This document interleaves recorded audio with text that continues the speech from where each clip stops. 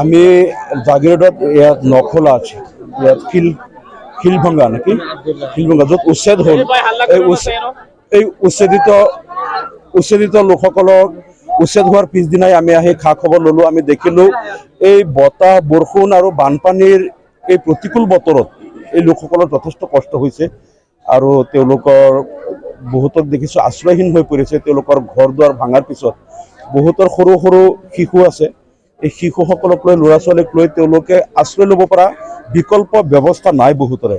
গতিকে আমি ইমাৰ্জেঞ্চি আমাৰ দলৰ মাননীয় সভাপতি ধুবুৰী সমষ্টিৰ প্ৰাক্তন সাংসদ মৌলানা বদৰুদ্দিন আজমল চাহাবৰ লগত যোগাযোগ কৰিলোঁ যে এই জাগিৰোডত উচ্ছেদিত লোকসকলৰ এই দুৰৱস্থা, আৰু তেখেতে লগে লগেই চেংচন কৰিলে। আজি আমি ইয়াত প্ৰায় 500 পৰিয়ালৰ কাৰণে ত্ৰিপাল লৈ আহিছোঁ আৰু তেওঁলোকে অন্তত যাতে এইকেইদিন এই বৰষুণৰ পৰা ৰ'দ বৰষুণৰ পৰা ৰক্ষা পায় আৰু পৰিয়ালক লৈ থাকিব পাৰে, এইটো অস্থায়ীভাৱে তেওঁলোকৰ এটা সকাহ দিয়াৰ কাৰণে আমাৰ মাননীয় সভাপতি মহোদয়ে ব্যৱস্থাটো কৰিছে।